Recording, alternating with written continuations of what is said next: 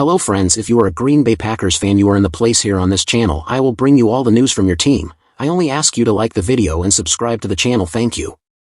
Michael Lombardi, will the Green Bay Packers rise again? In January of 1959, Jack Vainisi, the Green Bay Packers personnel director, knew he had one chance to help his team. He needed to convince New York Giants offensive coordinator Vince Lombardi to become their head coach.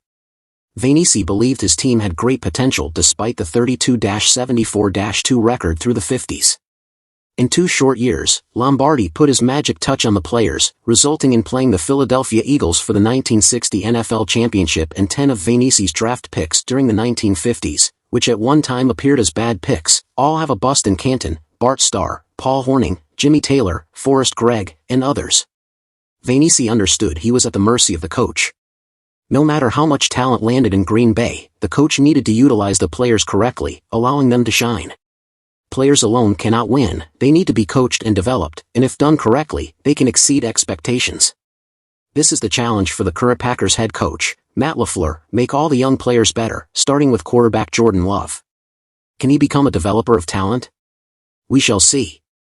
Currently, the Packers are getting zero respect in the betting market, partly because of the uncertainty surrounding the skill set of Love and all the young players on their roster.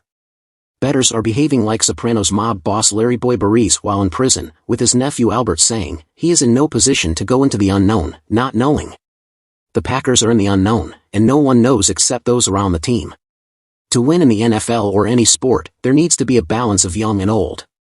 Teams relying solely on veterans often fall short. Teams hoping the young players make a quantum leap are disappointed. There must be a blend of old and young. The Packers have that blend, young on offense and older on defense. No one knows about Love, they don't have a firm feel for how good receiver Christian Watson might become, or Romeo Dew, or how their rookies, particularly second-round pick tight end Luke Musgrave, will fit in. And there are doubts about LaFleur without Aaron Rodgers around. All fair questions. Like the video and subscribe to the channel, thank you. Because of the hoopla surrounding the Rodgers departure, signaling the end of the Packers being a good team, the perception and national narrative have the Chicago Bears with better odds to win the North. This narrative is completely out of whack. What makes the Bears better this season?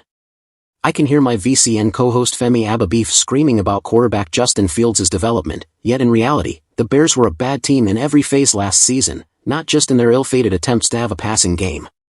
The Bears last season allowed 6.1 yards per play, 0.444 points per play, 67% completion percentage, 49% on third downs, and 64% allowing scores in the red zone. Does Tremaine Edmunds and TJ Edwards starting at linebacker improve these numbers? The entire concept of the Bears' defense is to win with their defensive line, yet, because of the lack of available talent and free agency available, they signed Andrew Billings to a 1-year deal and added DeMarcus Walker and Justin Jones. Not household names. This is going to help, but not enough. Meanwhile, the Packers are a better team on defense and in the kicking game. Their defensive personnel is superior to the Bears on every level, and if corner Jaire Alexander stays healthy for the entire season, they can improve on their weaknesses from last season.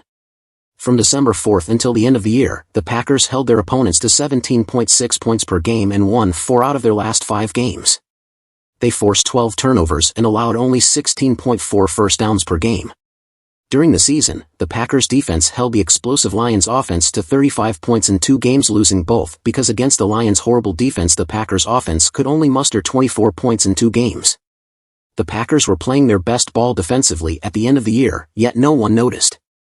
During the last 5 games of the 2022 season, the Packers transitioned from a passing team to a running team, proving they can run the ball effectively with A.J. Dillon and Aaron Jones in the backfield. They averaged 5.0 yards per rush last year. They averaged 131.6 yards per game rushing, which needs to continue as they bring along Love as a passer. Love has seen limited action in his 2 seasons, starting only 1 game in 2021 against the Chiefs.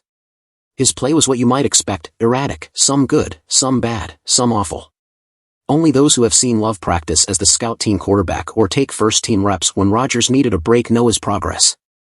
Love's play last preseason wasn't anything to brag about, but with no one looking over his shoulder, and if LaFleur develops a Love offense not expecting Love to be Rodgers, a big if on my part, then they can function well as an offense, relying on their defense to keep them in games. How LaFleur manages the game with his play calling and giving Love some easy throws to gain confidence will be critical. Everyone believes the pressure is on Love to excel, yet for me, the pressure is on LaFleur to prove he is a head coach and act accordingly. It's amazing how the narrative can drive the perception, particularly in betting movement.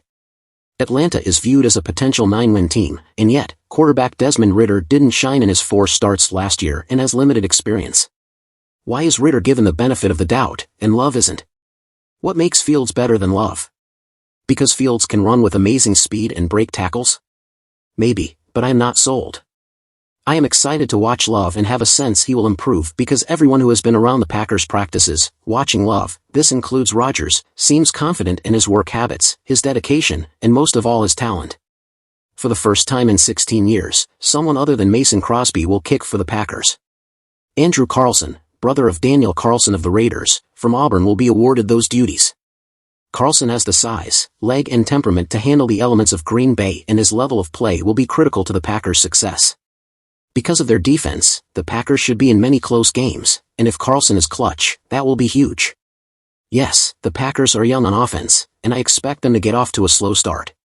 However, as they grow together, hopefully, their talent will shine, resulting in them becoming a better team than expected.